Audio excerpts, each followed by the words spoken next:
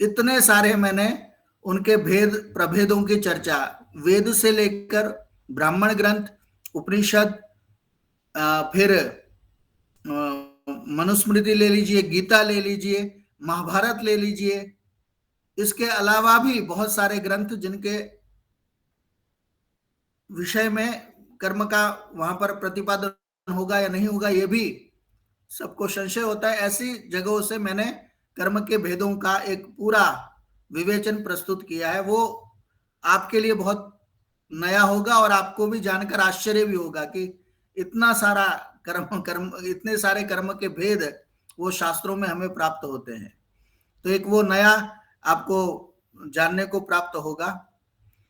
अब हम चलते हैं, मैं पीपीटी को ही ले लेता हूं।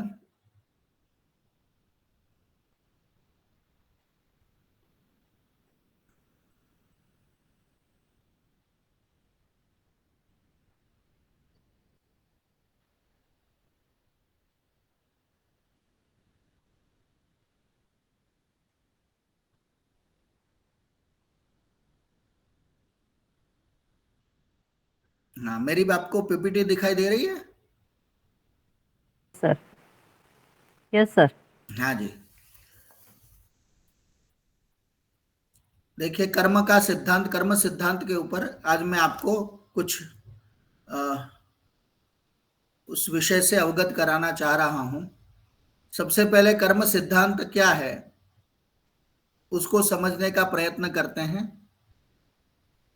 संसार के सभी सिद्धांतों में सर्वाधिक व्यापक सिद्धांत है वो कर्म सिद्धांत है।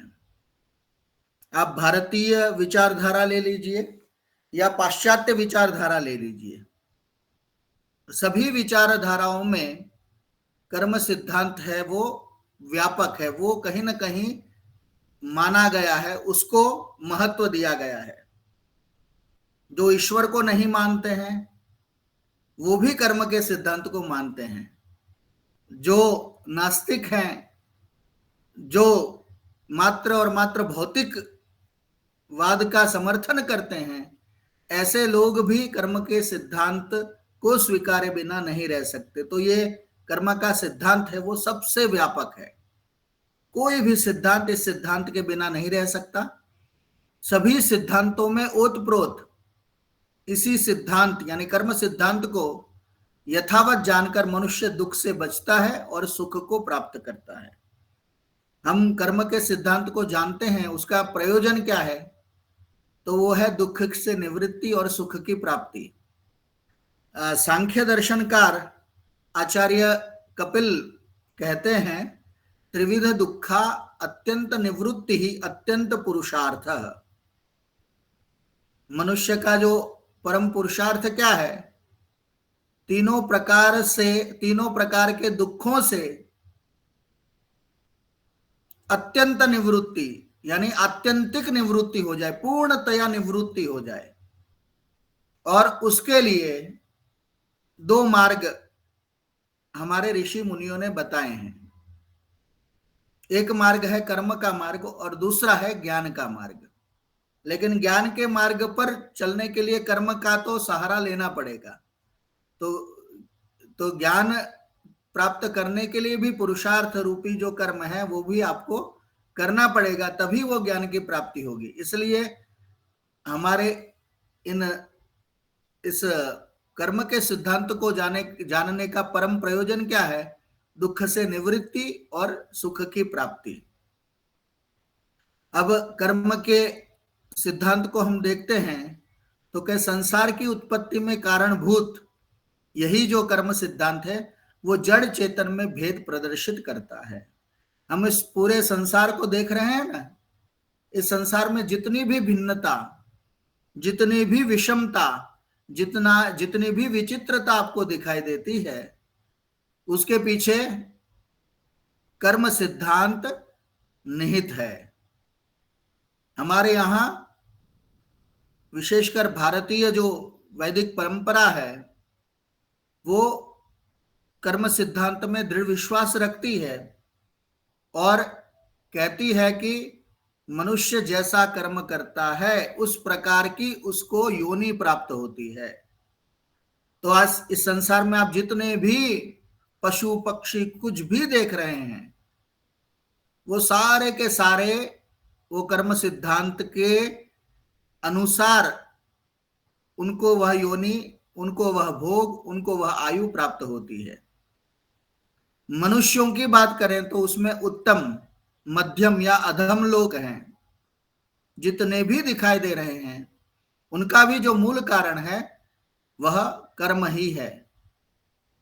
संसार के सभी पशु पक्षी, कीट पतंग आदि जंतु हैं, वो इसी सिद्धांत के अधीन होकर ही तो जी रहे हैं। तो मनुष्य हो या पशु पक्षी हो, सभी इस कर्म सिद्धांत से बंधे हुए हैं। ये हमारी भारतीय विचारधारा स्वीकार करती है कि संसार में जो कुछ आपको विषमता दिखाई दे रही है, उनके पीछे कर्म का बहुत बड़ा हाथ है। कर्म के आधार पर ही ये संसार में भिन्नता है। कर्म के बिना हमारा भी अस्तित्व नहीं है, हम भी कर्म के बिना नहीं रह सकते। गीता भी इसी बात को सरल शब्द में अभिव्यक्त करती हुई कहती है, नहीं कश्चित क्षणमपि जातु तिष्ठत्य कर्मकृत। यानी कि कोई भी व्यक्ति एक क्षण मात्र के लिए भी कर्म किए बिना नहीं रह सकता। इतनी उन्होंने कर्म की व्यापकता की कि आप हम एक सेकंड, हम जो श्वासोश्वास ले रहे हैं वो भी एक कर्म का परिणाम है। हम है ना आंखों को खोल रहे हैं, बंद कर रहे हैं, आंखों का उन्मेष और उन्मीलन हो रहा है, उसके पीछे भी कर्म छुपा हुआ है।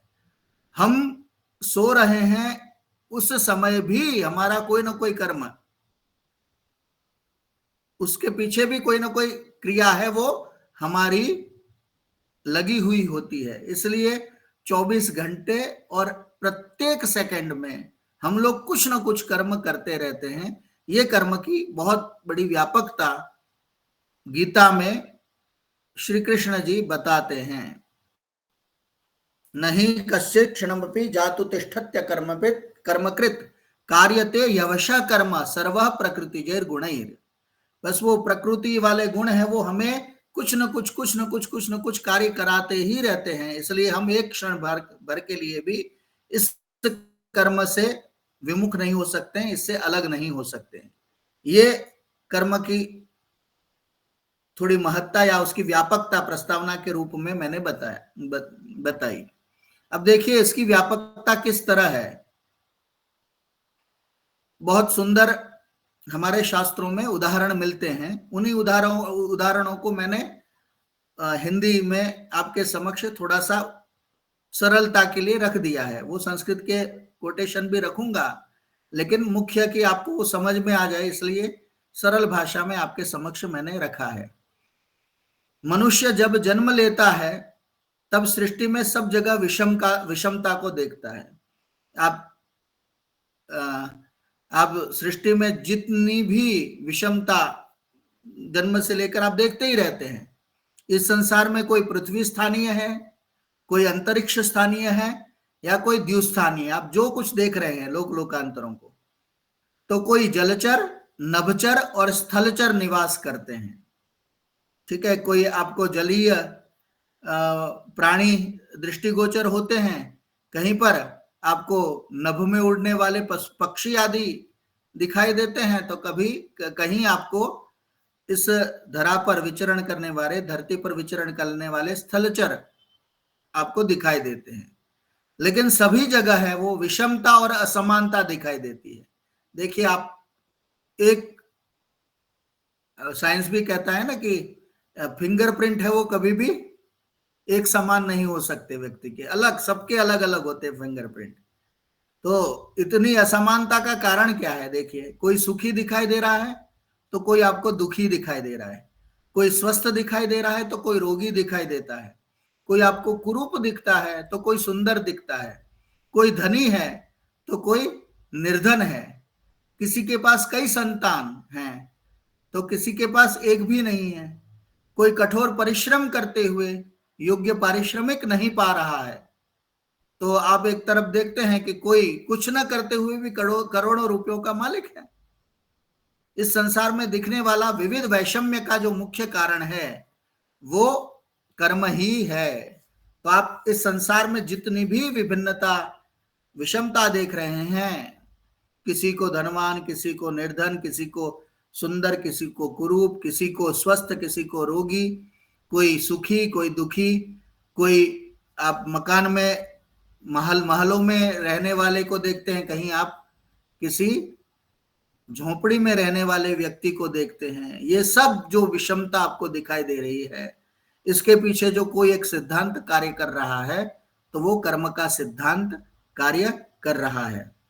सांख्य दर्शन के रचयिता कपिल मुनि इस विषय में कहते हैं, कर्म वैचित्र्यात् सृष्टि वैचित्र्यम। इस सृष्टि में विचित्रता यानी विषमता दिखाई दे रही है, उसका मूल कारण क्या है? कर्म की विचित्रता। तो दर्शनों में जहां पर हमारी आध्यात्मिक जो चिंतन धारा है उसका प्रकर्ष, उसका कह सकते हैं उसकी कसौटी पर उन्होंने सिद्ध कर हुए कुछ वचनों को हमारे समक्ष प्रस्तुत किया है।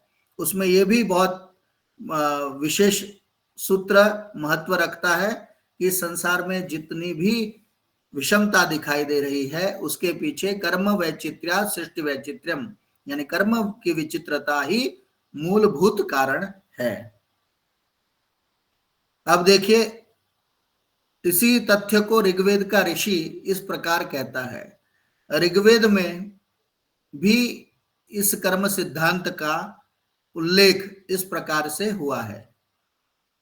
ओम अक्षणवन्तः कर्णवन्तः सखायो मनोजवेषु असमा बभूवुः आदध्नास उपकक्षास उत्वे हृदा इव स्नात्वा उत्वे ददृक्षे।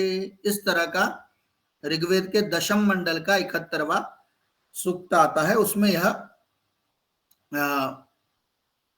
मंत्र आता है।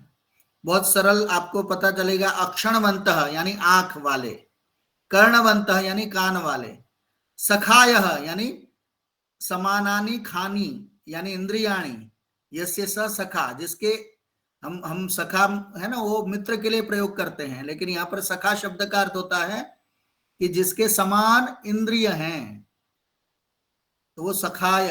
तो जो हमारे जो सुरुचि होती है वो समान होती है, तभी तो वो मित्र बनता है। तो सखा शब्द है वो, उसका अर्थ बहुत देखिए गूढ़ है कि जिसकी इंद्रियां यानी इंद्रियों के विषय जिसके मिलते जुलते हैं, खेलने में रस है जिसका, तो उसका जो मित्र होगा वो खिलाड़ी होगा। किसी को एक्टिंग में रस है तो उसका मित्र होगा कोई एक्टर होगा।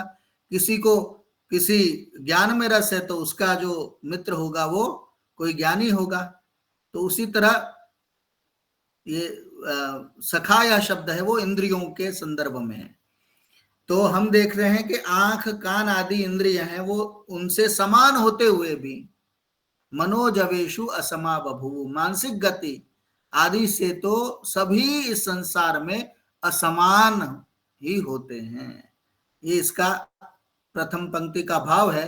अर्थात इस बात को, असमानता की बात को यह वेद भी कहता है और कहता भी है कि भाई इन सब के पीछे कर्म ही मुख्य रूप से निहित है।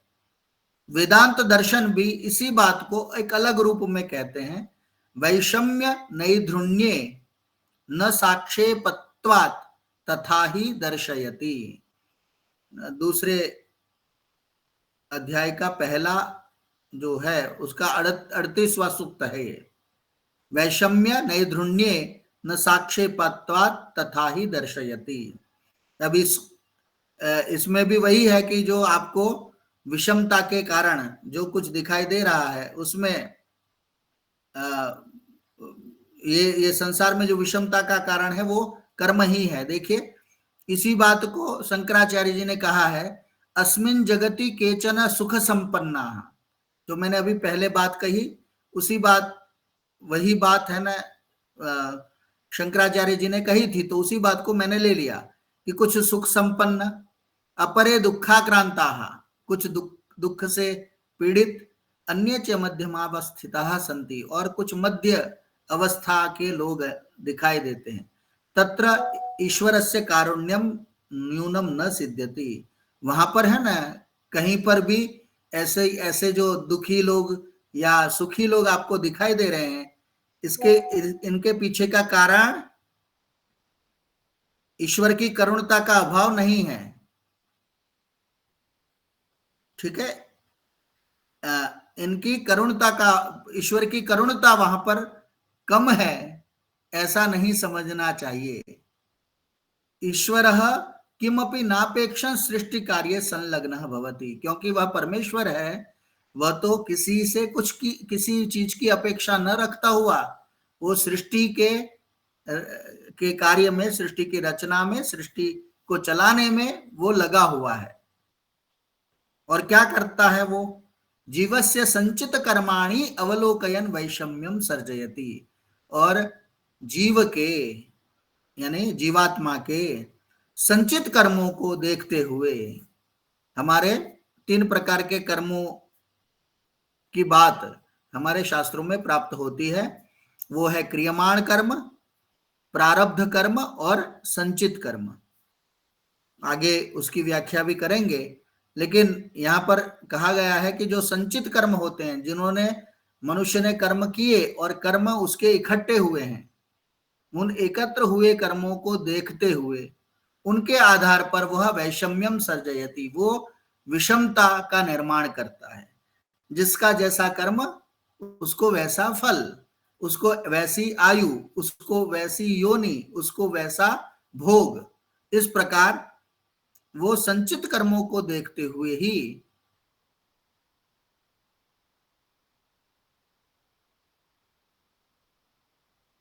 सृष्टि का कार्य संभालता है। मूले च जीवन कर्माण्येव ईश्वरस्तु निमित्त मात्रम एव। और अंत में उन्होंने क्या कहा? मूल में, इन सभी के मूल में वैषम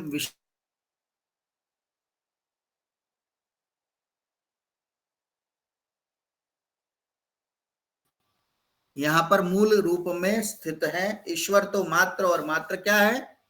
निमित्त है। ईश्वर तो निमित्त होते हुए मनुष्यों के कर्मों को, उनके जीवन के कर्मों को, जीव के कर्मों को देखकर वह फल प्रदान करता है। इसलिए इस प्रकार शंकराचार्य जी ने भी बहुत सरल शब्दों में स्पष्ट करते हुए उन्होंने कह दिया कि भाई ईश्वर है, वो किसी को दुख प्रदान कर रहा है तो उसमें ईश्वर को दोष देने की आवश्यकता नहीं है, उसकी तो करुणता का प्रवाह निरंतर बह रहा है। लेकिन हम अपने, हमारे कर्म हैं, वो उनकी करुणता प्राप्त करने में या उनके कृपा पात्र बनने में हमारे कर्म ही बाधक बनते हैं। तो इस प्रकार सब कुछ यहाँ पर कर्मों के अधीन, पूरे जीवन को कर्मों के अधीन सौंप दिया है, और समग्र विषमता है उसका जो कारण है वो कर्म को यहाँ पर प्रतिपादित किया है। आप समझ रहे हैं ना मैं जो बोल रहा हूं? Yes sir. जी गुरुजी। हाँ जी। अब देखिए, ये कर्म सिद्धांत की हमने थोड़ी व्यापकता देख ली, पर है क्या कर्म सिद्धांत और इसको किस प्रकार हम जाने, इस विषय में भी थोड़ी सी चर्चा कर लेते हैं। एक गीता का बहुत उत्कृष्ट वचन आता है, गहना कर्मणो गति ही, यानी कर्म की गति है वो गहन है। हम इसको अलग अलग भाषाओं में अलग अलग रूप में इसी शब्द के भाषांतर को हम देखते हुए होते हैं कि भाई कर्म की गति है ना, अत्यंत विचित्र है, अत्यंत गहन है, अत्यंत रहस्यात्मक है। तो ये गीता में श्री कृष्ण कहते हैं। तो किस प्रकार गहन है और उसको कैसे समझा जा सकता है, उस विषय में थोड़ा सा हम पढ़ते हैं। कर्म सिद्धांत है वो हमारी संस्कृति का मूल आधार है। यदि भारतीय संस्कृति को आप देखने जाते हैं तो वहां पर 2 सिद्धांत है ना, वो एकदम सही तरीके से पूरे हमारे मानव जीवन को प्रभावित करते हैं।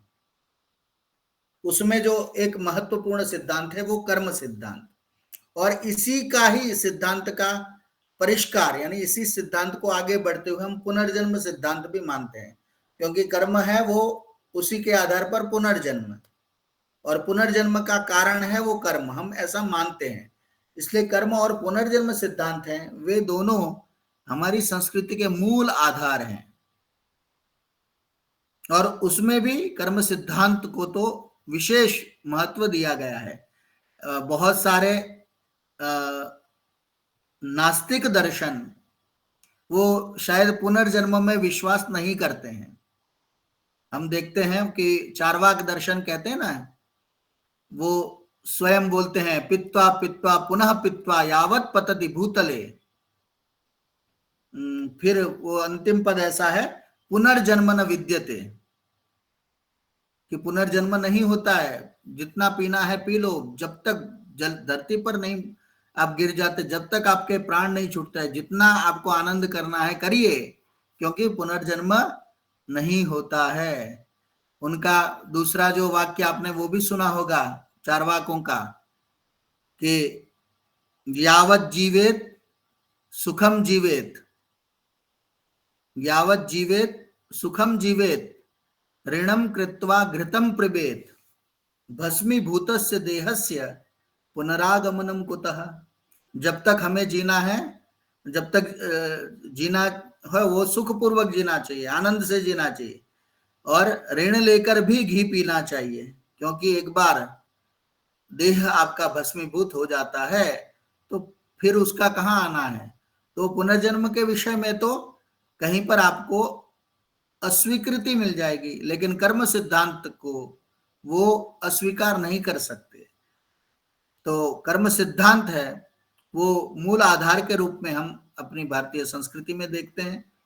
सभी संस्कृतियों में कर्म सिद्धांत मुख्य है, लेकिन हमारे यहाँ उसके साथ बहुत कुछ जुड़ा हुआ है, इसलिए हम विशेष रूप से इस कर्म सिद्धांत को स्वीकार करते हैं। वेद, उपनिषद, दर्शन, पुराण, रामायण, महाभारत, गीता और प्रायः सभी ग्रंथों में कर्म की महती प्रतिष्ठा दिखाई देती है। अब देखिए, वेदों में कर्म के विषय में बहुत सारे सूक्त आते हैं, और वे कर्म की विशेषता, उसके अलावा बहुत सारे कर्तव्य कर्मों का निर्देश भी इस कर्म के माध्यम से वेद हमें करते हुए दिखाई देते हैं, उपदेश करते हुए दिखाई देते हैं। एक अभी मंत्र हम नीचे पढ़ने ही वाले हैं, वो गीता में जो निष्काम कर्म का सिद्धांत बताया है उसका मूल है, वो तो वेदों में ही आपको मिल जाएगा। और हम जिसको ईशोपनिषद कहते हैं, यजुर्वेद का 40वां अध्याय, उसमें यह मंत्र आप सभी लोगों ने सुना है, और पिछले कई वर्गों में इस मंत्र की चर्चा हम करते ही रहते हैं। तो ये मंत्र आपसे सुपरिचित है कि कुर्वन् नेवेह कर्माणि जिजीविषेत् शतं समाः, मनुष्य को कर्म करते हुए 100 वर्ष तक जीने की इच्छा रखनी चाहिए। ठीक है, इस प्रकार यदि मनुष्य निष्काम कर्म करता हुआ जीवन जीता है तो वो कर्म मनुष्य में लिप्त नहीं होता। तो यहां पर जो कर्म करते हुए, हम निष्काम का उल्लेख नहीं किया है, लेकिन जो न कर्म लिप्यते नरे, क्योंकि कर्म का सिद्धांत तो यह है कि जो मनुष्य कर्म करेगा उसको उसका फल प्राप्त होगा, लेकिन निष्काम जो कर्म होते हैं वो मनुष्य में लिप्त नहीं होते हैं। और इसी पर तो गीता ने डिंडिम घोष से घोष पूर्वक कह दिया ना, कर्मण्ये वाधिकारस्ते मां फलेषु कदाचन मां कर्म फल हेतु भू माते संगोस्तु अकर्मणि। ठीक है, ये जो गीता का प्रसिद्ध श्लोक है वो प्रायः सभी को कंठाग्र होता है। ठीक है, तो ये जो कर्म का सिद्धांत है गीता में कि मनुष्य को कर्म करते हुए फल की इच्छा रखे बिना उसको कर्म करते जाना है। वो गीता का जो कर्मण्येवाधिकार अस्ते मां फलेषु कदाचन, कर्म में ही आपका अधिकार है, फल पर आपका अधिकार नहीं है।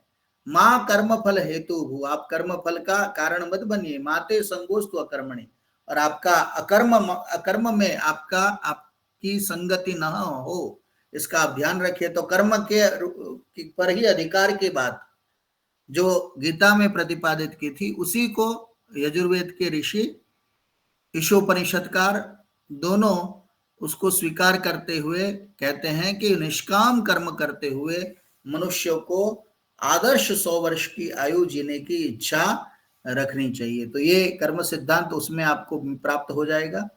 इसके अलावा ब्राह्मण ग्रंथों में देखिए, तो ब्राह्मण ग्रंथों में एक सुनाशेप आख्यान आता है।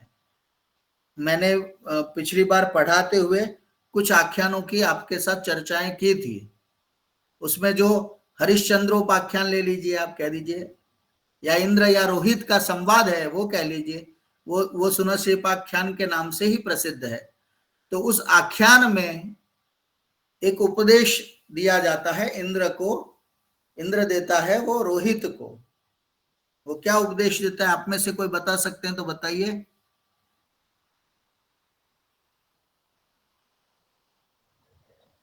चरैवती चरैवती। हाँ जी, बिल्कुल बिल्कुल, चरई वेती। यह भी किस सिद्धांत को बता रहा है?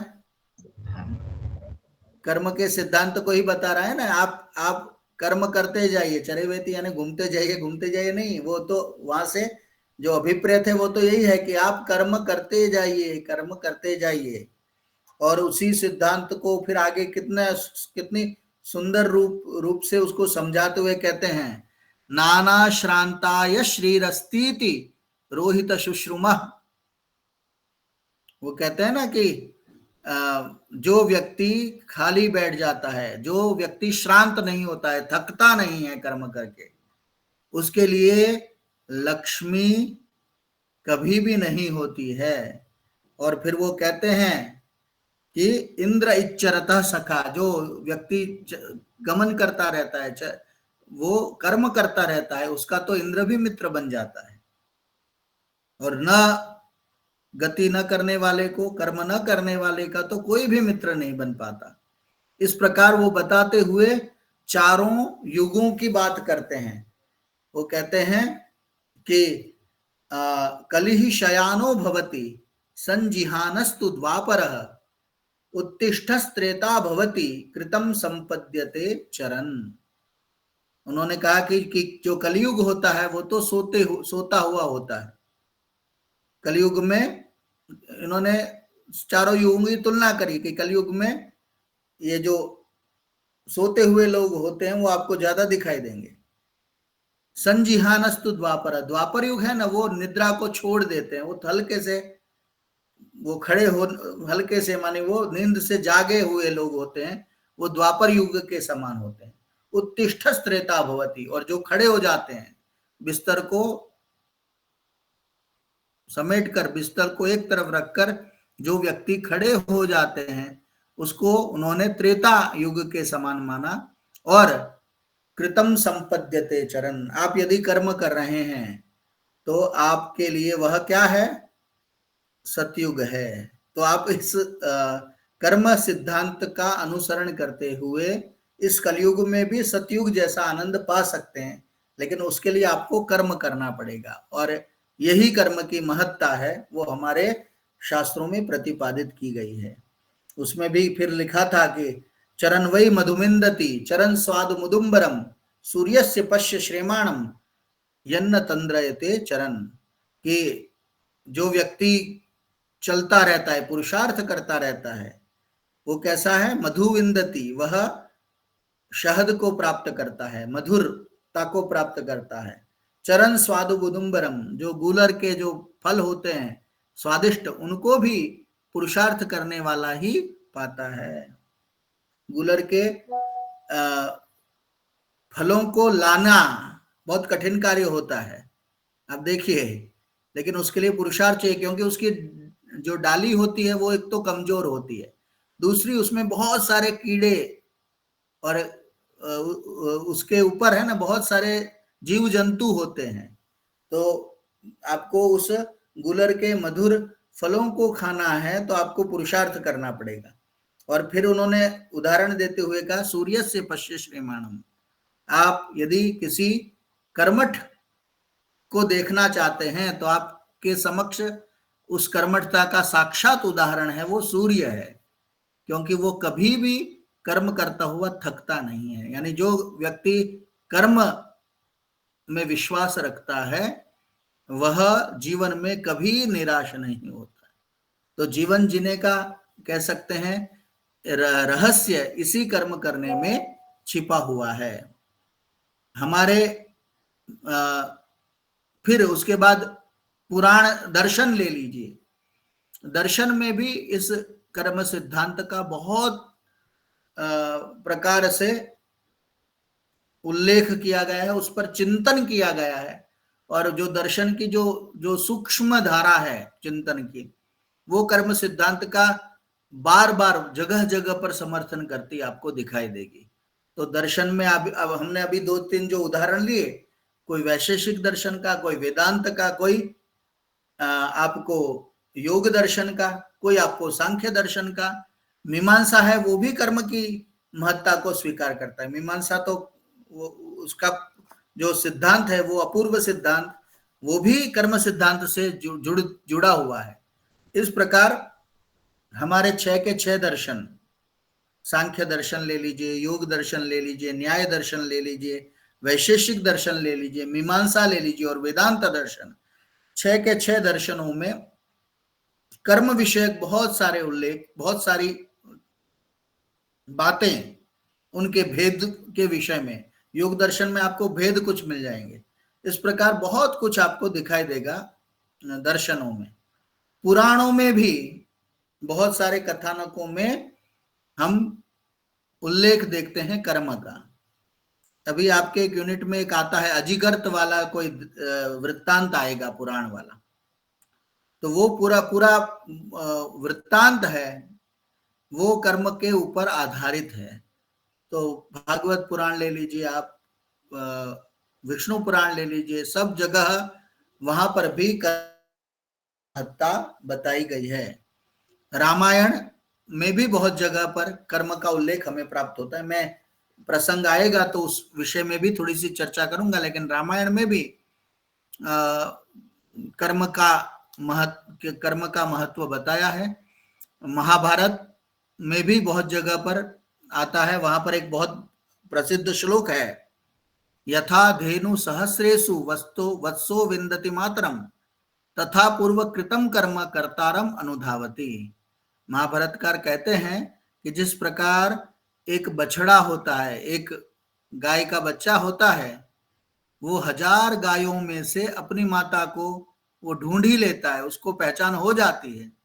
उसी प्रकार हमारे जो कर्म है ना, वो हमारे उस कर्ता को, यानी जिसने कर्म किए हैं, उसके पीछे वो अवश्य भागते हैं और उसको ढूंढ लेते हैं। तो ये महाभारत में भी, गीता का तो कर्मयोग विश्व प्रसिद्ध है। लोग ज्ञान योग की या भक्ति योग की बात करेंगे, लेकिन विशेष रूप से जो गीता का जो हम संदेश प्राप्त करते हैं तो उसमें सर्व प्रमुख है वो कर्म योग है। हम कहते हैं ना, योगः कर्मसु कौशलम।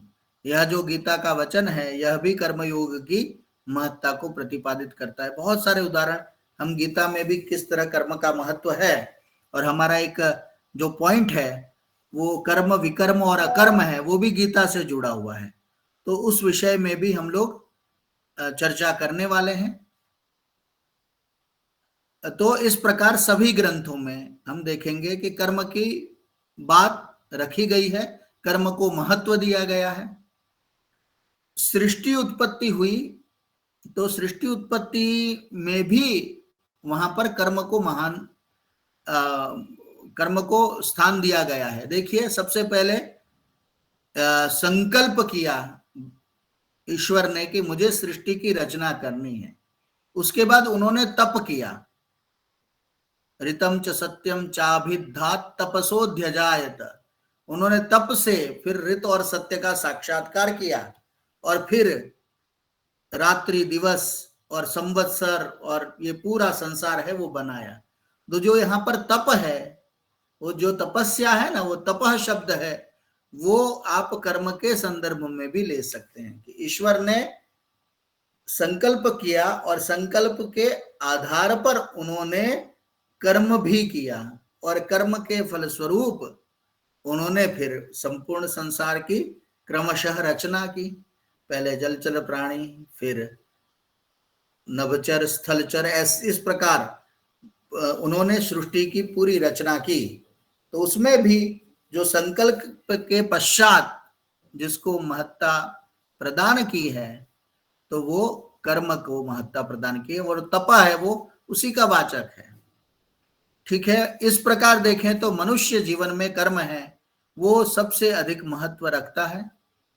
दूसरे शब्दों में कहें तो जीवन का दूसरा नाम कर्म है। हम जीवन के बहुत सारे नामों को बहुत सारे शब्दों से जोड़ देते हैं। जीवन का नाम संघर्ष, जीवन का नाम प्रेम, जीवन का नाम कर्तव्य परायणता, जीवन का नाम त्याग, जीवन का नाम पुरुषार्थ, कुछ भी कहते हैं। तो कर्म है उसको भी जीवन के पर्याय शब्द के रूप में हम देखते हैं। सर्वत्र जीवन के क्षेत्रों में कर्म की गति मानी गई है। आप देखेंगे जो कर्म परायण होगा, जो कर्मठ होगा व्यक्ति, वह उसकी गति, उसकी प्रगति है आपको सभी क्षेत्रों में दिखाई देगी। तो कर्म की महत्ता तो है, हमारे जीवन को पूरा प्रभावित करता है। पुरुषार्थ चतुष्टय प्राप्ति के लिए भी कर्म आवश्यक है। ठीक है, हमारे जो 4 पुरुषार्थ हैं उन सभी के लिए भी, उन सभी की प्राप्ति को आपको करना है। धर्म करना है ना, तो उसके लिए भी कर्म तो करना पड़ेगा आपको। अर्थ प्राप्त करना है तो उसके लिए भी कर्म परायण होना पड़ेगा। कामनाओं की पूर्ति के लिए भी आपको कर्मठ बनना पड़ेगा और मोक्ष के लिए तो आपको परम पुरुषार्थ, परम कर्म परायण बनना पड़ेगा। हमारे कर्म होंगे ना, वो ऐसे कर्म हो जो फल प्रदान न करें, जो हमसे लिप्त न हो। ऐसे कर्मों को अधिकांश अतिशयता से करिए तो आपको मोक्ष की भी प्राप्ति हो सकती है। तो कर्म है वह इस प्रकार चारों के 4 पुरुषार्थों के प्राप्ति के लिए भी जरूरी बताए गए हैं। जीवन के सभी रहस्यों का उद्घाटन कर्ममय जीवन से ही संभव है। आपके जितने भी रहस्य हैं जीवन के, उनको आपको प्राप्त करना पड़ेगा, तो उसके लिए कर्म परायण होना पड़ेगा। कर्मशील हुए बिना आपको जीवन के रहस्यों का ज्ञान नहीं हो पाएगा। और ऐसा कहें कि यदि मनुष्य में से कर्म को हटा दिया जाए तो वो मनुष्य का अपना कोई अस्तित्व नहीं है। इसलिए यदि हम जीवन में कर्म को यदि कुछ नहीं मानते हैं तो हमारा जीवन है वो भी निरर्थक है। तो कर्म है वो हमारे जीवन का अभिन्न अंग है और उसको स्वीकारे बिना हमारे जीवन का उत्थान संभव नहीं है। ऐसी कर्म की गति है। देखिए, कर्म शब्द वैसे तो देखें तो हम 2.5 अक्षर का है। तो कर्म शब्द 2.5 अक्षर का होते हुए भी बहुत गहन है, क्योंकि गीता में श्री कृष्ण जब अर्जुन को समझाते हैं ना, तो वो कहते हैं कि बड़े बड़े कवि लोग हैं ना, बड़े बड़े विद्वान लोग हैं, बहुत बड़े मनीषी लोग हैं, वो भी क्या कर्म है और क्या अकर्म है इसको नहीं समझ पाए। इस प्रकार वो कहते हैं, अर्जुन को उपदेश देते हैं कर्मयोग का, किम कर्म किम अकर्मेति, क्या कर्म है और क्या अकर्म है। कवयोप्यत्र मोहिता, इसके मोहपाश में तो कवि भी आ चुके हैं, वो भी मूढ़ हो जाते हैं, वो भी उसका जवाब नहीं दे पाते हैं। तत्ते कर्म प्रवक्ष्यामि यज्ञात्वा मोक्ष से शुभात्। तो वो कहते हैं इसलिए मैं आपको कर्म का प्रवचन करूंगा, कर्म को कहूंगा, कर्म के बारे में बतलाऊंगा, जिसको जानकर आप शुभ कर्म करेंगे और अशुभ कर्मों में से दूर होंगे। इस प्रकार उन्होंने कर्म की गहनता या कर्म के विषय में हमारी जो स्वाभाविक जिज्ञासा होती है, उस संदर्भ में उन्होंने प्रश्न चिन्ह स्थापित किया।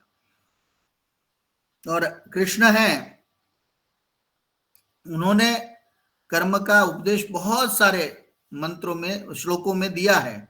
वहीं आगे उन्होंने कर्म, अकर्म और विकर्म का अंतर बताते हुए कर्म की गति को गहन का कहते हुए कह रहे हैं वो गहना कर्मणो गति, कर्म की गति है वो तो अत्यंत गहन है। तो ये कर्म सिद्धांत के बारे में आपको सामान्य रूप से पता चल गया कि संसार में जितनी भी विषमताएं हैं उन सब का कारण कर्म है। हम जो कुछ कर रहे हैं, जो कुछ हमारे माध्यम से हो रहा है, वो सारा कर्म है। परमात्मा है, वह हमारे जीवन को कर्म के फल के रूप में प्रदान करता है, उसी से पूरा ये संसार है वो चल रहा है। तो कर्म सिद्धांत है वो संसार को चलाने में हमारे जीवन के अभिन्न अंग के रूप में हमसे जुड़ा हुआ है। अब प्रश्न उपस्थित होता है कर्म शब्द की व्युत्पत्ति। आपको दिखाई दे रहा है ना, मैं पीपीटी कर रहा हूं? जी सर। जी दिखाई दे रहा है।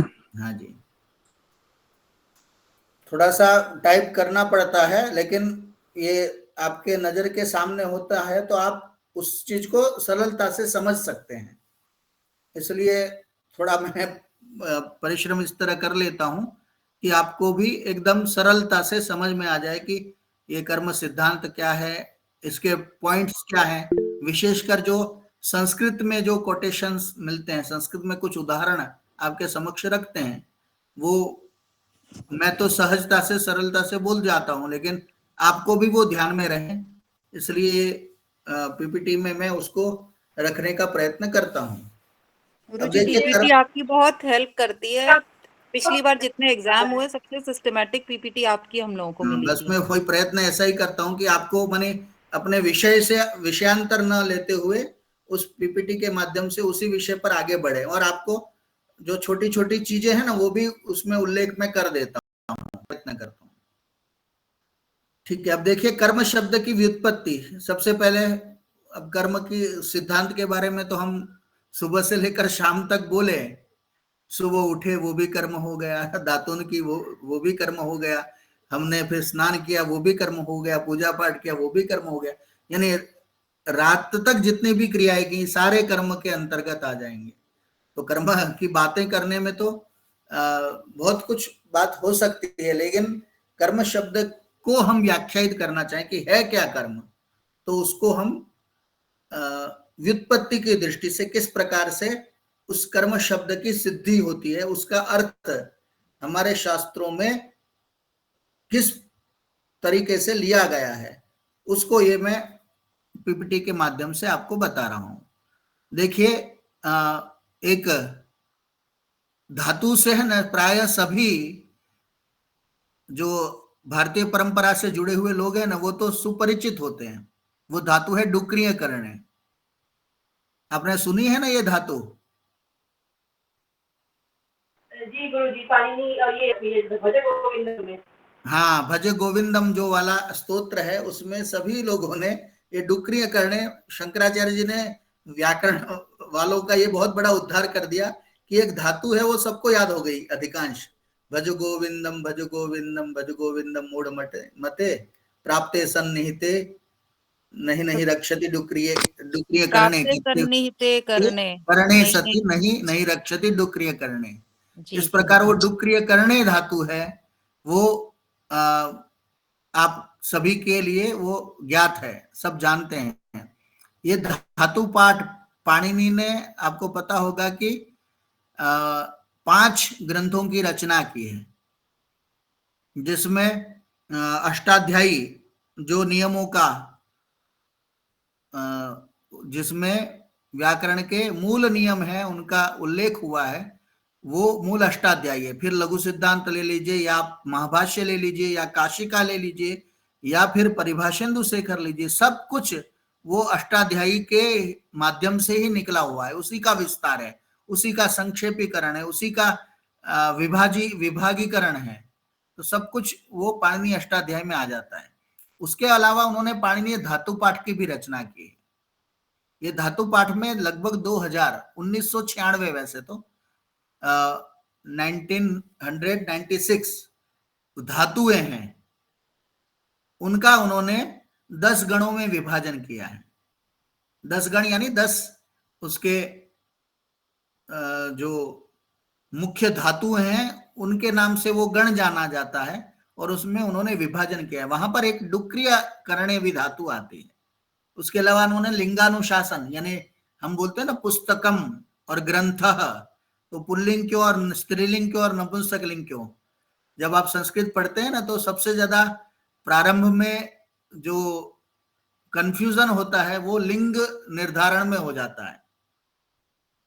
कभी कभी हम उसको पुस्तकम को पुस्तकः बोल देते हैं, कहीं पर ग्रंथ को ग्रंथम बोल देते हैं, तो इस प्रकार हम कंफ्यूज होते हैं। तो उसका पूरा उन्होंने सिस्टमेटिक एक लिंगानुशासन करके ग्रंथ लिखा है।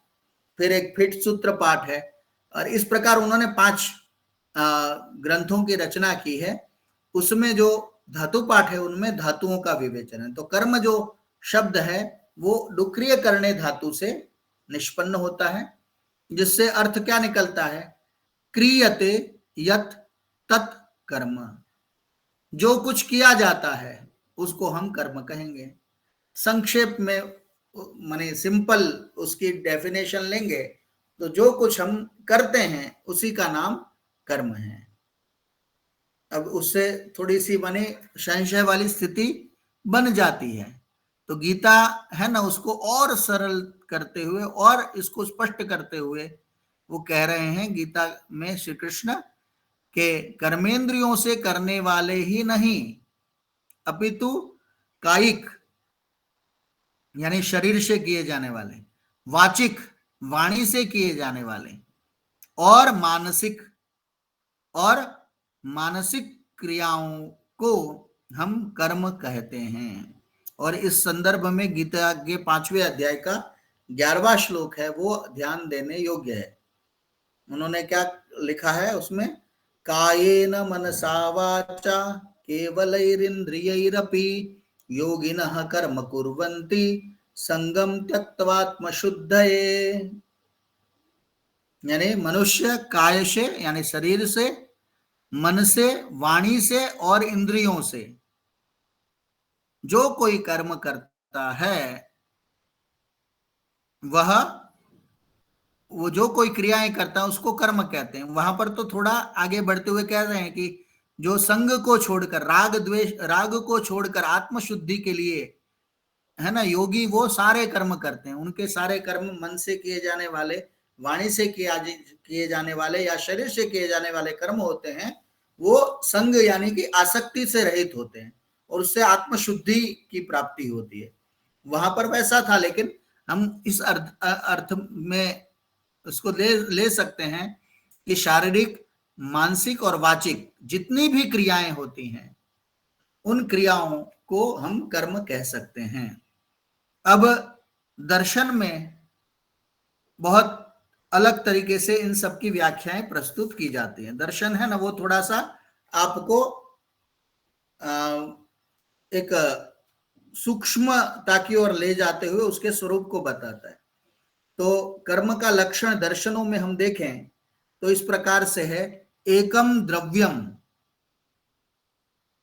अगुणम संयोग वियोगे निरपेक्षम कारणम इति कर्म लक्षणम। कर्म का लक्षण वहां पर कर्म लक्षणम करते हुए कर्म का लक्षण दिया है, और कर्म के लक्षण में कौन कौन सी जो देखिए उनके विशेषण दिए उन्होंने कहा। एक तो यह एक होता है, कर्म है ना वो एक ही होता है, उनकी हम क्या कहते हैं वो नहीं कह सकते हैं कि भाई ये 2 हैं या 3 हैं।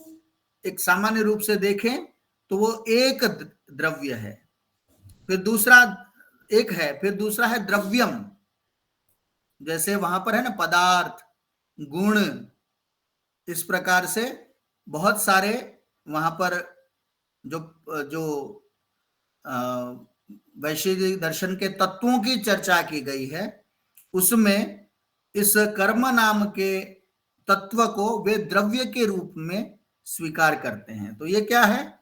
द्रव्य है। तीसरा इन्होंने कहा कि यह जो कर्म है वो क्या है? वो अगुणम, माने गुणों से रहित है। ठीक है, कर्म को हम एक जब द्रव्य के रूप में स्वीकार करें तो ये कोई गुणवान है या गुण रहित है ऐसा नहीं कह सकते। हम कहेंगे बस ये तो माने गुणवान है, निर्गुण है, नहीं, गुण रहित है, इसमें कोई गुण नहीं होता है। जैसे कि पृथ्वी होती है, उसमें उसका विशेष गुण क्या होता है? गंध होता है। ठीक है, आकाश होता है, उसमें उसका विशेष गुण क्या होता है? शब्द होता है। जल होता है, उसमें विशेष गुण क्या होता है? रस होता है। अग्नि है, उसमें विशेष गुण है रूप है। और वायु है, उसमें विशेष गुण क्या होता है? स्पर्श होता है। वैसे हम कर्म के कोई विशेष गुण को ऐसे नहीं स्थापित कर सकते हैं, इसलिए कर्म को क्या कहा है? गुण रहित कहा है। फिर गुरु जी, ये मैं एक कैसे होता है कर्म, ये थोड़ा सा विस्तार से समझाएंगे? ये मैं नहीं समझ पा रही हूँ कि ऐसा क्या कहने का अर्थ है उनका। हाँ, माने यहाँ पर ऐसा बताया है कि वो अकेला है। बहुत सारे क्या होते हैं? जुड़े हुए होते हैं किसी के साथ। जैसे जैसे आप देखिए, पदार्थ हैं वो कितने हैं? 7 हैं। गुण है वो 24 हैं। हमारे जो दर्शन पढ़ेंगे ना आप, तो दर्शन में गुणों की संख्या बताई गई, वो कितनी बताई गई है? 24 बताई गई है। पदार्थ हैं वो आपको 7 और फिर 9 इस प्रकार से आपको संख्या प्राप्त होगी। लेकिन कर्म है ना, वो किसी के साथ नहीं जुड़ा हुआ है, वो अकेला है। एक मानी अकेला है, उसको हम किसी माने ग्रुप में नहीं जोड़ सकते। इस प्रकार से उन्होंने एक शब्द है उसको व्याख्यायित किया है, अकेला है। ठीक है, उसको हम यानी पदार्थ या गुण ऐसा नहीं कह सकते, इसलिए यहां पर एक शब्द उन्होंने प्रस्तुत किया। नहीं तो लोग क्या करते हैं? कर्म को किसी और के साथ जोड़ लेते हैं। तो इसलिए उन्होंने वैशेषिक दर्शन में इसको अकेला माना है, उसको द्रव्य माना है, और फिर गुण रहित माना है। जैसे मैंने कहा कि ये सब गुणों से, कर्म का कोई गुण नहीं होता है उसका विशेष जुड़ा हुआ। ठीक है, और फिर संयोग और वियोग से निरपेक्ष होता है, यानी स्वतंत्र होता है। उसमें आप किसी के साथ संयोग या किसी के साथ वियोग को आप नहीं जोड़ सकते। जबकि और सभी जो द्रव्य हैं, उनके जो पदार्थ हैं, उनमें संयोग और वियोग वाली प्रक्रिया होती है, लेकिन कर्म में संयोग और वियोग नाम की प्रक्रिया नहीं होते हुए वो स्वतंत्र कारण मानते हुए उसको कर्म कहा गया है। वैसे तो बहुत इसकी है ना गूढ़ व्याख्या हो सकती है। वैशेषिक दर्शन को आप पढ़ेंगे तो और थोड़ा गंभीरता से आप इसको समझ पाएंगे, क्योंकि वो प्रारंभ से देखना पड़ेगा आपको। लेकिन वहां पर जो व्याख्या दी है उससे इतना समझ में आ जाता है, वो अकेला है, वो एक द्रव्य के रूप में माना गया है, वो गुणों से रहित है, उसमें कोई गुण नहीं होता है, और संयोग वियोग आदि जो प्रक्रिया होती है उसकी अपेक्षा नहीं रखता है। संयोग वियोगे निरपेक्षम, निरपेक्ष यानी उसकी वो अपेक्षा नहीं रखता है। जैसे जैसे वो पृथ्वी जुड़ती है किसके साथ? आकाश के साथ। वो जो हम कहते हैं ना पंच महाभूतों से फिर सृष्टि की उत्पत्ति होती है।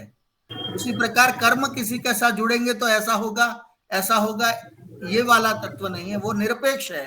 किसी की अपेक्षा बिना, वो संयोग और वियोग की अपेक्षा बिना, और वो स्वतंत्र कारण के रूप में कर्म माना गया है।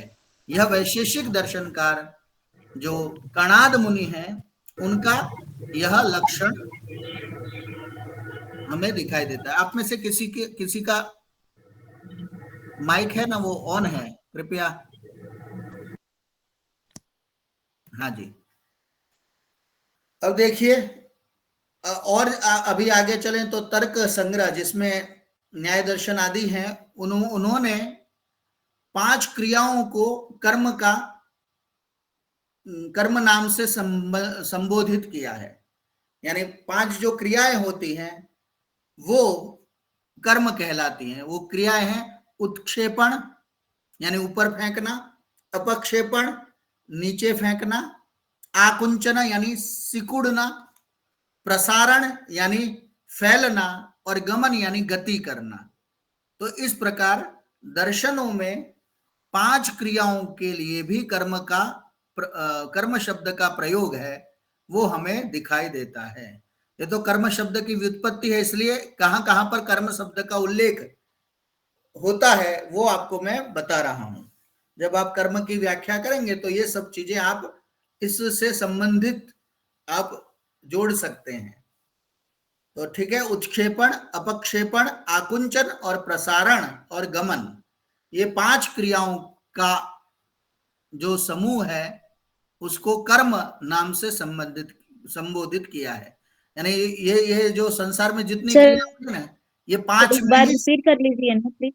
हाँ जी, उत्क्षेपण यानी ऊपर फेंकना, ठीक है, ऊपर फेंकना उत्क्षेपण कहलाता है।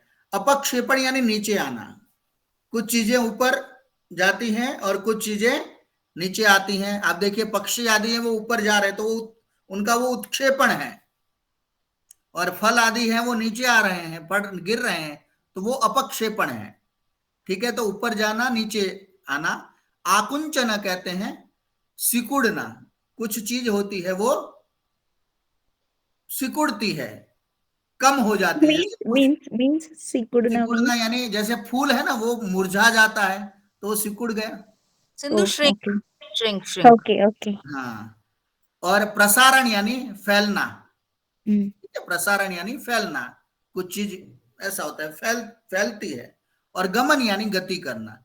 तो सारे जो कर्म हैं, सारी क्रियाएं हैं, उनको इन 5 के अंतर्गत, 5 के अंदर उन्होंने समावेश कर दिया कि भाई कर्म शब्द से इन 5 क्रियाओं में सब कुछ आ गया। संसार की जितनी भी वस्तुएं जो क्रियाशील हैं वो इस 5 के अंतर्गत आ जाती हैं।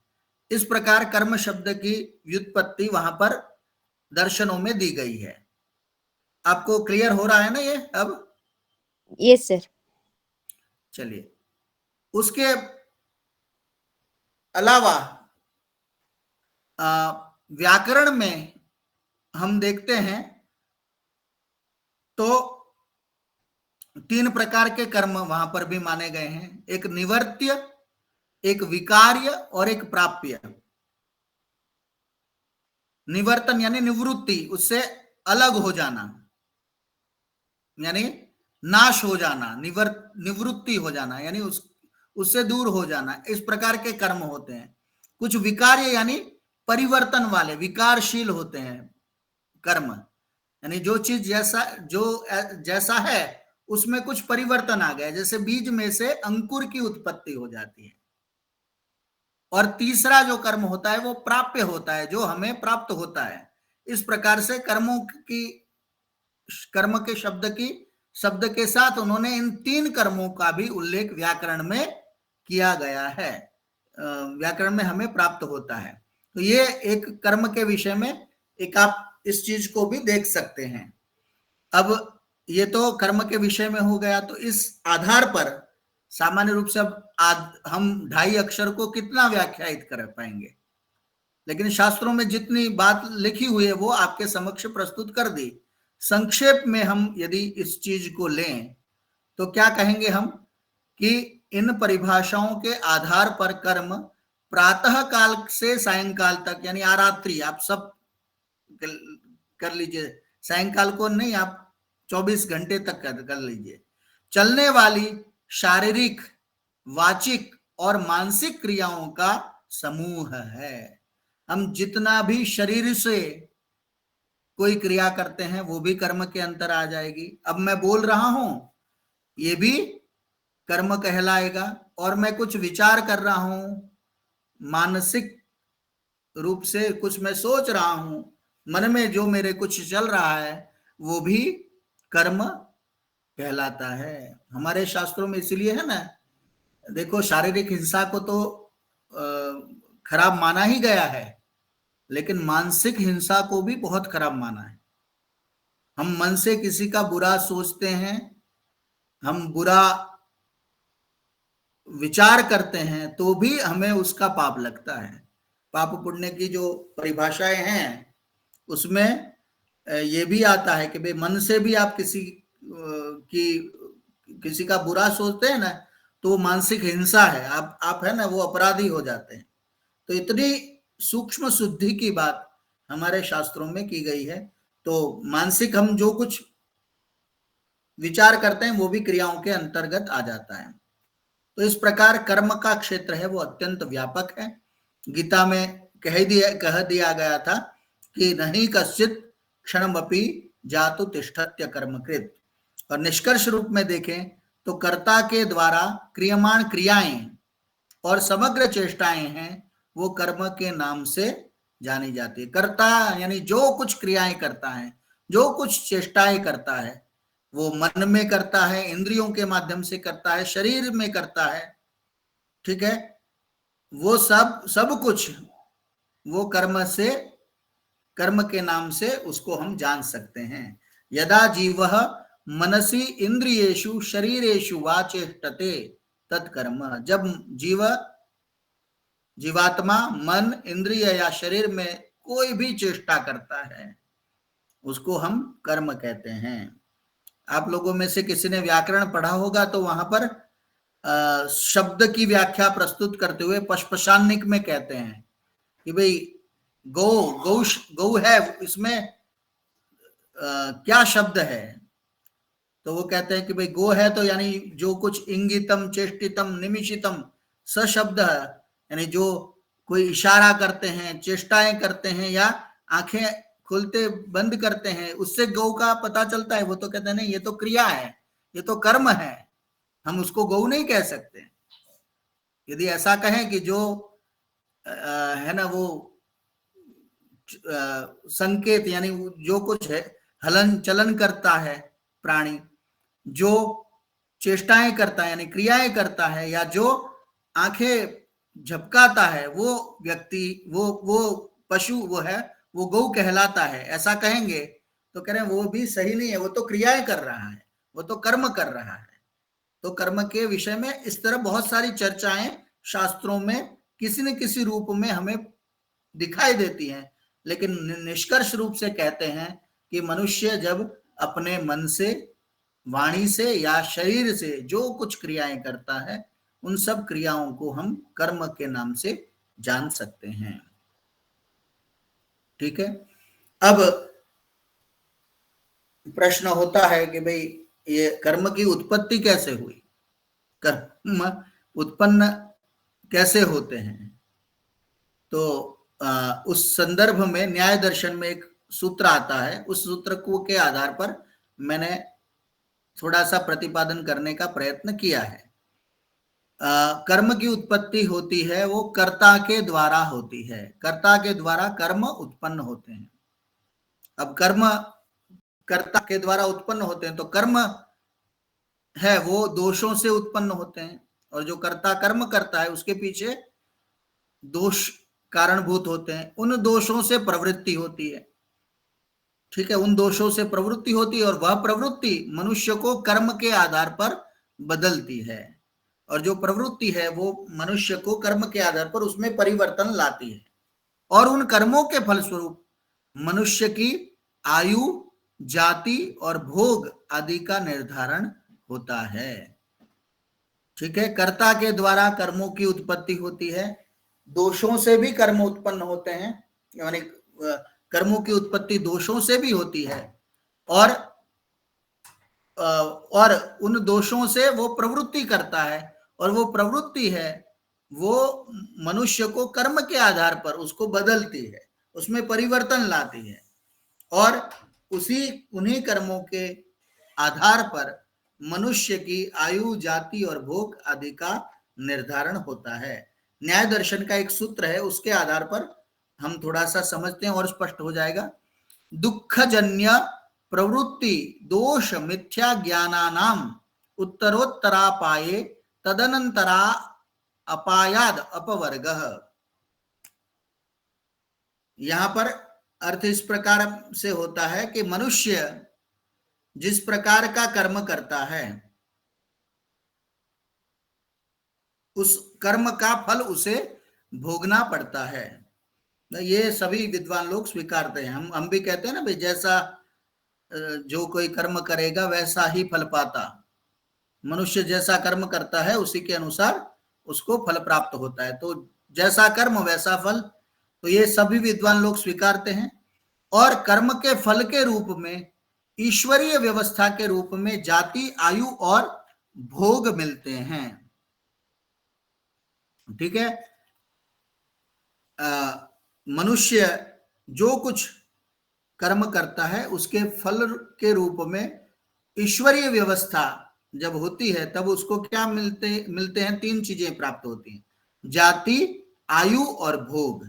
इस प्रकार इसी कारण लोग हैं सुख और दुख की अनुभूति करते हैं। ठीक है। सुख दुख का अनुभव होता है, उसका मुख्य कारण क्या है? हमारे कर्म है। ठीक है। यदि जिस कर्म से किसी की हानि या लाभ नहीं हो तो कोई भी इन दोनों की प्रतीति नहीं कर पाएगा। ठीक है। सुख और दुख की जब हम प्रतीति करते हैं तो उसके पीछे है ना कर्म ही मुख्य है। तो हम किसी का लाभ या हानि यदि नहीं होता है तो हम प्रतीति नहीं कर पाएंगे कि ये ऐसा है या वैसा है। तो उस प्रकार जब हम कहते हैं कि भाई सुख और दुख है, इसी कारण से लोग अनुभव करते हैं, क्योंकि शरीर के साथ ये सुख और दुखों की स्थिति रहती है। जब किसी कर्म से किसी की भी हानि या लाभ ना हो तो मनुष्य कभी भी वो सुख या दुख को अनुभव नहीं कर सकता है। लेकिन देखिए, कुछ ऐसे भी कर्म होते हैं जो भोग रूप कर्म होते हैं। वो ऐसे कर्म होते हैं कि जिससे किसी की हानि या लाभ नहीं होता है। ठीक है। ऐसे भी कुछ कर्म जो भोग योनि में विचरण करने वाले जो पशु आदि हैं, वो लोग जो कर्म करते हैं ना, उसमें क्या होता है, किसी की हानि भी नहीं होती और किसी का लाभ भी नहीं होता है। जंगल में रहने वाले पशु हैं, वो आपको हानि भी नहीं कर सकते और लाभ भी नहीं पहुंचा सकते, ऐसा भी होते हैं। तो वो भोग योनि के रूप में वो नष्ट हो जाते हैं। तो कुछ माने कर्म ऐसे होते हैं कि भी जाति, आयु और भोग के रूप में हमें प्राप्त होते हैं, लेकिन कुछ भोग रूप में कर्म किए जाते हैं तो वो है ना, किसी को हानि या लाभ पहुंचाए बिना वो नष्ट हो जाते हैं, उनको भोग रूप कर्म कहते हैं। और कुछ कर्म होते हैं वो विपाक कर्म होते हैं। विपाक यानी पकना, प्रभु की व्यवस्था के आधार पर, ईश्वरीय व्यवस्था के आधार पर जब वो कर्म पकता है, उसका कर्माशय सिद्ध होता है, कर्म उसके संचित हो जाते हैं, तब वो संचित कर्म है उस व्यक्ति को सुख और दुख दोनों की प्राप्ति कराता है। ऐसे भी कुछ कर्म होते हैं, ऐसे भी कर्मों की उत्पत्ति मानी गई है। और कुछ कर्म ऐसे होते हैं जिसका कुछ फल ही नहीं होता है। देखिए, जैसे हम आंख को मीचते हैं या खोलते हैं। अब आंख को मीचना और खोलना, नेत्रोन्मीलन और नेत्र का उद्घाटन, ये दोनों कर्म है ना, ये भी कर्म की श्रेणी में आएंगे, लेकिन इसका कोई फल नहीं होता है। आंख आपने खोली, बंद करी, ये तो स्वाभाविक क्रियाओं के रूप में आपके साथ हो जाती है। श्वासोश्वास, आप सांस लेते हैं और सांस छोड़ते हैं, इसमें कोई कर्म का आपको वो लिप्त नहीं होगा। आपका कोई कर्म है, सामान्य रूप से है ना कि भाई आपको जाति, आयु, भोग के रूप में कर्म फल मिलेगा, लेकिन आप श्वासोश्वास ले रहे तो उसका फल है वो कुछ होता नहीं है। इसी प्रकार पशु पक्षी आदि जो भोजन पान आदि करते हैं, उनसे भी उनको कोई फल की प्राप्ति नहीं होती है। तो इस प्रकार हम देखते हैं कि कर्म की उत्पत्ति है वो कर्ता के माध्यम से होती है, और कर्ता जो कर्म करता है वो कर्म है वो दोष के कारण उत्पन्न होते हैं, उसमें उससे प्रवृत्ति होती है, और प्रवृत्ति के कारण मनुष्य है वो मनुष्य की जो प्रवृत्ति है वो कर्म के आधार पर बदलती रहती है, और उसी के आधार पर कर्म उत्पन्न होते हुए फिर फल के रूप में हमें अगले जन्म में आयु, जाति और भोग वगैरह का प्रदान करता है। इस विषय को इसलिए मैं बहुत विस्तार से नहीं कह रहा हूं, क्योंकि कर्म फल की व्यवस्था ये हमारा अगला पॉइंट आएगा, इसलिए मैं इसको बहुत विस्तार से नहीं कह रहा हूं। आप इससे थोड़ा सा समझ गए होंगे कि कर्म की उत्पत्ति कैसे होती है। तो कर्म की उत्पत्ति वो कर्ता जैसा करता है वैसे ही कर्म उत्पन्न होते रहते हैं, और वो दोष होते हैं, उससे प्रवृत्ति होती है, और प्रवृत्ति है वो कर्म के आधार पर बदलती रहती है। तो सब कुछ है ना वो कर्म का ही करा धराया है, कर्म के आधार पर ही सब कुछ क्रियाएं होती हैं। वो करता है, वो कर्ता उत्पन्न होता है, वो भी कर्म के आधार पर होता है। हम इसको कह सकते हैं एक साइकिल के रूप में वो एक पूरा घूम रहा है कर्म का सिद्धांत। तुलसीदास जी ने एक बहुत सुंदर इस संदर्भ में लिखा है, कर्म प्रधान विश्व करी राखा, जो जस करही सो तस फल चाखा। यह संपूर्ण विश्व है वो कर्म प्रधान है, जिसने जैसा कर्म किया है उसको वैसा ही फल प्राप्त होगा। आप लोगों ने ये भी जो उनका तुलसीदास का जो पद्य है, दोहा है, वो सुना होगा, इसलिए मैं आपके समक्ष मैंने इसको रख दिया कि कर्म की प्रधानता को इस प्रकार तुलसीदास ने भी अपने काव्य में कहा है। अब इसका महत्व क्या है थोड़ा सा ये देख लेते हैं।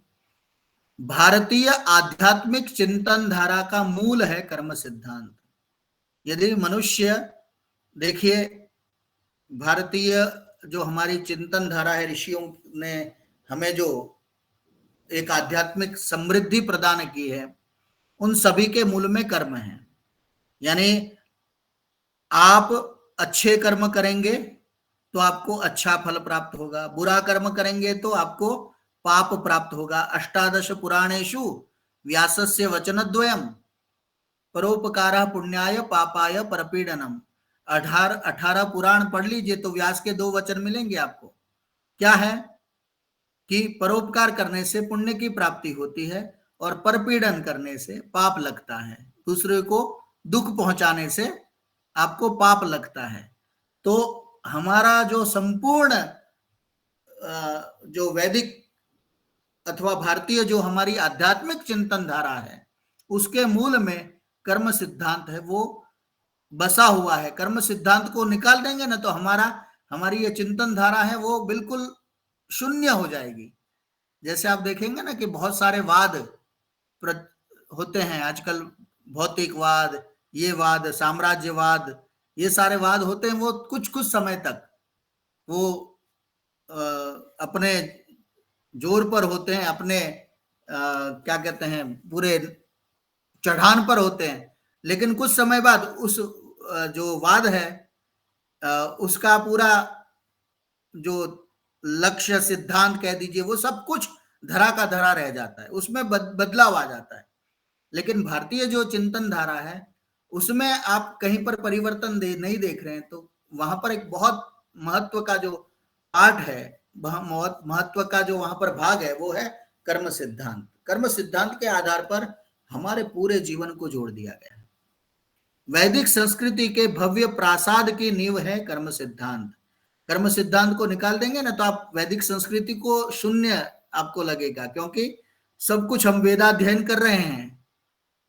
ठीक है, हमारे यहाँ प्राचीन काल में वेदाध्ययन की परंपरा थी, तो वेदाध्ययन कर रहे हैं, तो वो क्या है, एक प्रकार का कर्म ही है। अब आप उसको छोड़ देंगे तो पूरी वैदिक संस्कृति ही नष्ट हो गई।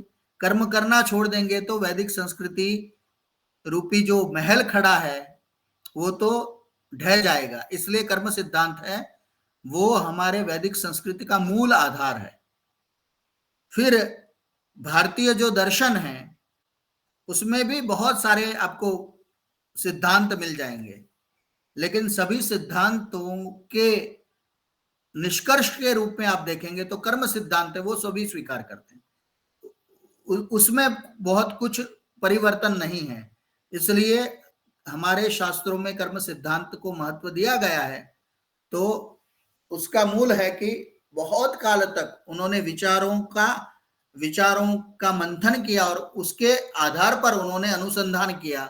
यदि कर्म सिद्धांत हमारे जीवन में नहीं है तो हमारा जीवन है वो पशु तुल्य है, वो हमारा जीवन है वो पशुओं के से बदतर हो जाएगा यदि हम कर्म को निकाल देंगे अपने जीवन से। तो और देखिए, हमारे धर्म और समाज की गौरवपूर्ण चिंतन परंपरा है, उसका परिणाम है कर्म सिद्धांत।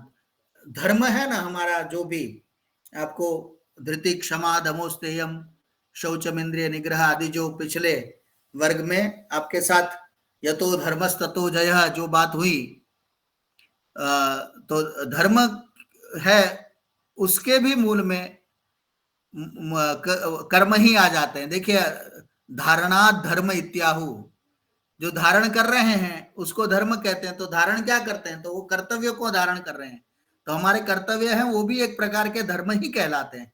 तो कर्मों को हम धर्म से जोड़कर रखते हैं, तो धर्म के साथ कर्म का भी महत्व है। समाज में आप जितनी भी अच्छाई देख रहे हैं, उस अच्छाई के पीछे कहीं न कहीं जो व्यक्ति अच्छे कर्म कर रहा है, दूसरों का कल्याण कर रहा है, दूसरों की भलाई कर रहा है, उसके पीछे कहीं न कहीं वो कर्म को महान मानता है, कर्म के सिद्धांत पर वो विश्वास करता है। उसको पता है यदि मैं किसी का भला करूंगा तो मेरा भी भला होगा, तो वो इस कर्म सिद्धांत पर पूर्ण विश्वास रखता है। तो पूरा समाज है हमारा, वो उस कर्म सिद्धांत पर विश्वास रख के उसके आधार पर ही समाज में वो परिवर्तनों को स्वीकार करता है। नहीं तो बहुत सारी चीजें हैं जो समाज के लिए बहुत घातक हैं, लेकिन ये जो कर्म सिद्धांत है वो रोक लेता है, वो कहीं ना कहीं हमें अलर्ट करता है कि ये जो कार्य है ये हमारे समाज के लिए ये नुकसान करेगा, ये हमारे समाज के लिए कालांतर में वो दुष्परिणाम हमें प्रदान करेगा। इस आधार पर वो कर्म सिद्धांत है उसको स्वीकार करते हैं। और देखिए, हमारे जितने भी सिद्धांत हैं, जितने भी व्यवस्थाएं हैं, उन सब में कर्म सिद्धांत है ना, वो बीज रूप में विद्यमान है। पुनर्जन्म ले लीजिए, भारतीय परंपरा तो पुनर्जन्म में विश्वास रखती है। तो मैंने कहा ना आपको वही के संसार में अलग अलग प्रकार के लोग दिखाई दे रहे, कोई टाटा बिरला के घर में उत्पन्न हो रहा है, तो कोई किसी एकदम निर्धन के घर में उत्पन्न हो रहा है। तो ये सब पुनर्जन्म को ही हम स्वीकार करते हैं। और पुनर्जन्म के कारण के रूप में यदि देखें तो हमारा कर्म सिद्धांत है। तो कर्म सिद्धांत के बिना तो पुनर्जन्म सिद्धांत की स्थापना ही नहीं हो सकती। तो कर्म सिद्धांत का मूल है, पुनर्जन्म सिद्धांत का मूल है वो कर्म सिद्धांत है। उसके बाद देखिए पुरुषार्थ,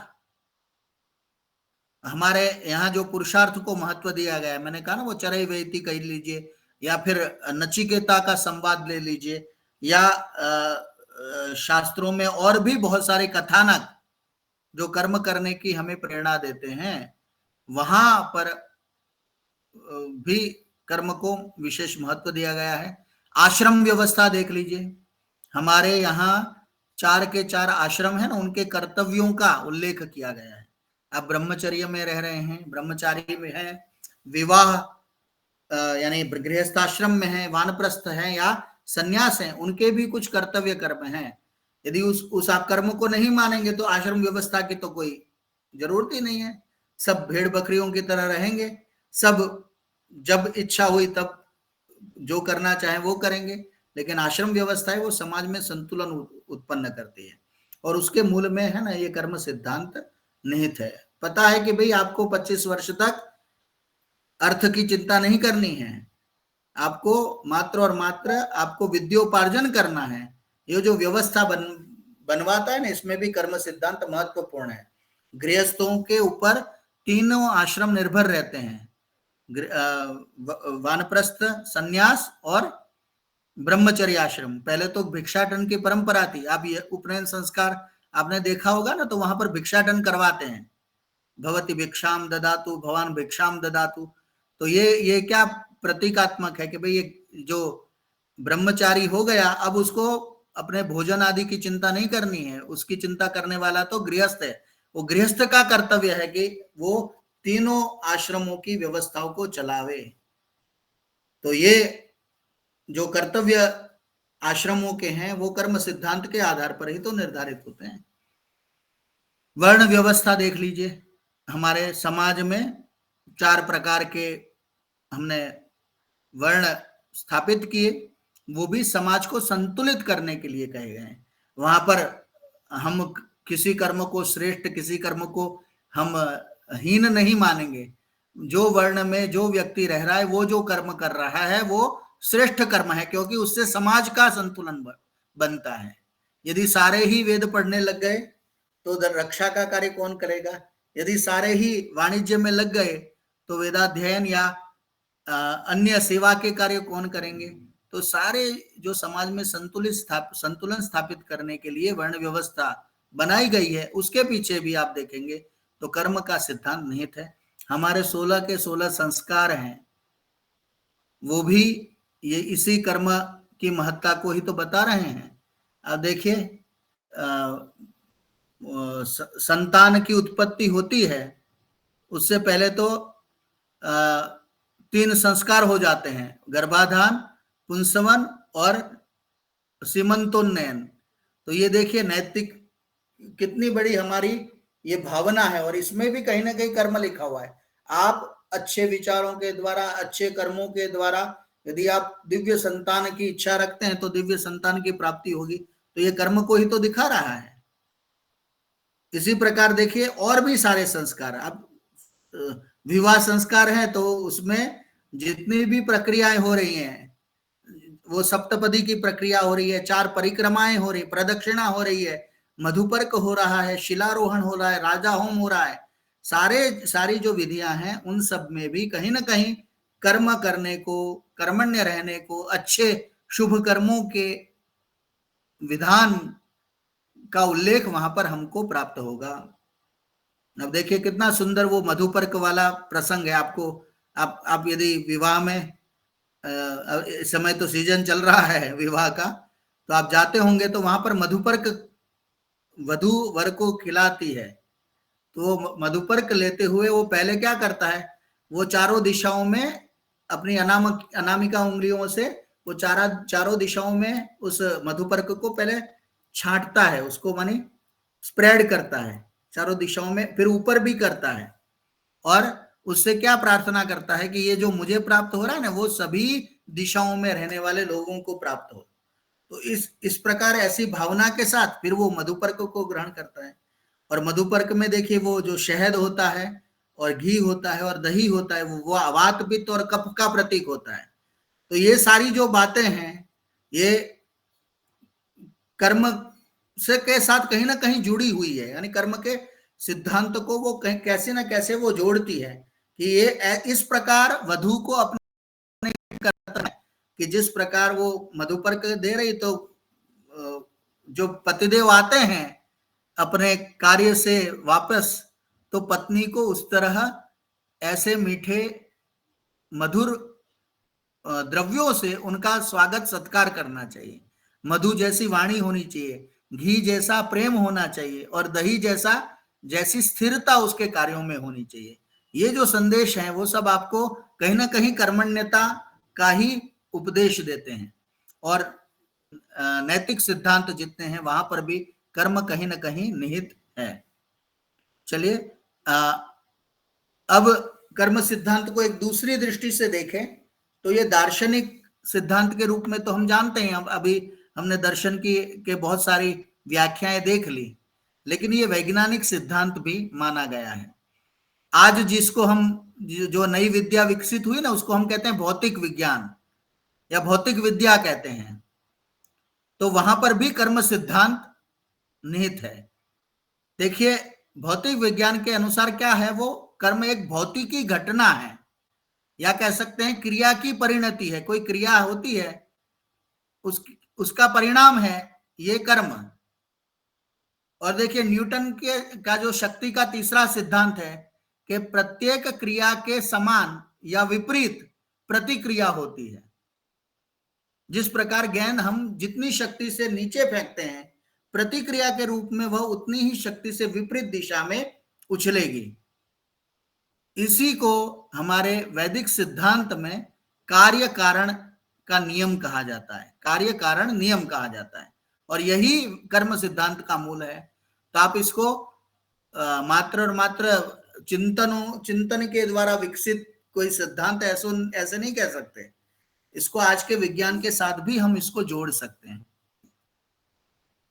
जैसे आम के बीज से आम, नीम के बीज से नीम की उत्पत्ति, वैसे ही कर्ता से कर्म और कर्म से कर्ता की उत्पत्ति का चक्र अनवरत रूप से चल रहा है।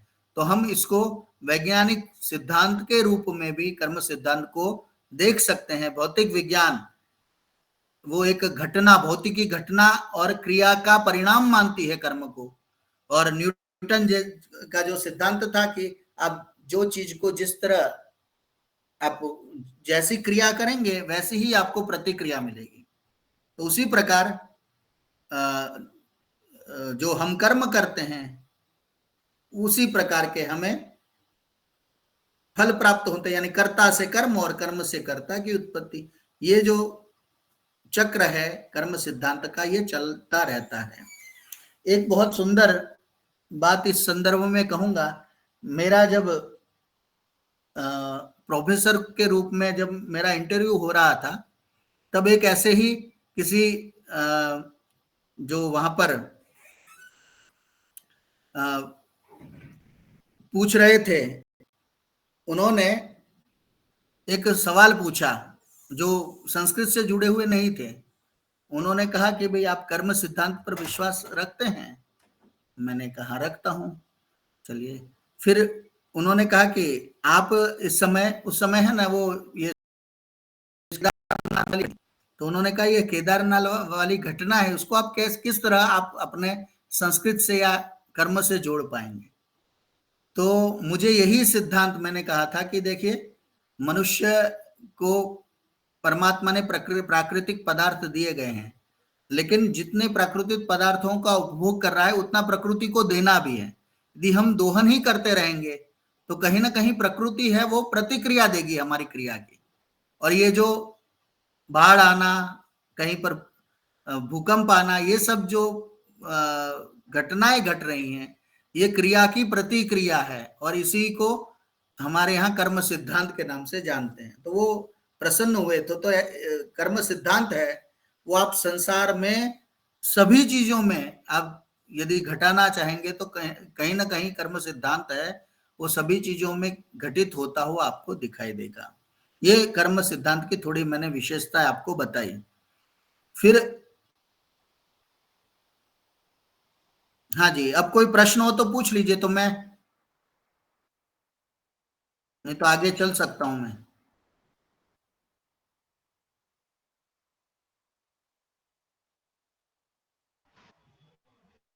सर एक, हाँ जी, या एक मिनट, ये कर्म सिद्धांत के बारे में आपने कहते हो, ये वैशेषिक दर्शन वाला सेंटेंस आपने बता दिया ना, वो हमको एक बार रिपीट कर लीजिए ना प्लीज। हाँ जी, हाँ जी।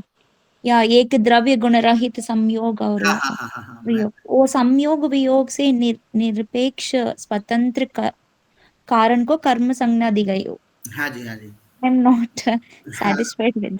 देखिए, दर्शन है ना, वो दर्शन वो अपनी भाषा में थोड़ा गूढ़ अर्थ में किसी चीज को प्रस्थापित करते हैं, और वो सब उन सबको है ना वो तत्व के रूप में देखते हैं। ईश्वर है ना वो भी उनके लिए एक तत्व है, जीव है वो भी एक तत्व है, सृष्टि है ना वो भी एक तत्व है। तो उसी प्रकार कर्म को भी वो है ना इस दृष्टिकोण से देखते हैं। तो उन्होंने व्याख्या इस प्रकार की है कि जो ये जो कर्म है वो अकेला है। जैसे मैंने कहा ना कि जैसे आप देखते हैं कि द्रव्य गुण, ये पृथ्वी तेजो वायु आकाश काल दिगात्म मनांस नभैव, ये नौ पदार्थों की बात हुई है हमारे दर्शनों में। तो वो क्या है? नव द्रव्य है। यस 7 पदार्थ हैं और 24 गुण हैं। तो ये क्या है, किसी के साथ जुड़े हुए गुणों का समूह है, जबकि कर्म है ना वो किसी समूह में नहीं है, वो जी किसी सर। के साथ जुड़ा हुआ नहीं है, इसलिए इसको क्या कहा, एक, यानी अकेला है वो। ठीक है, वो किसी माने पदार्थ के रूप में नहीं माना है, किसी को किसी उन्होंने क्या कहते हैं गुण के रूप में नहीं माना है, उसको तो उन्होंने क्या मान लिया है कि ये अकेला अलग है, इसलिए एक है, उसके लिए विशेषण कर्म के लिए दिया गया है। दूसरा विशेषण है वो द्रव्य है, यानी उसको हम किस श्रेणी में लेंगे, उसको गुण कहेंगे, उसको हम पदार्थ कहेंगे, उसको हम तत्व कहते हैं,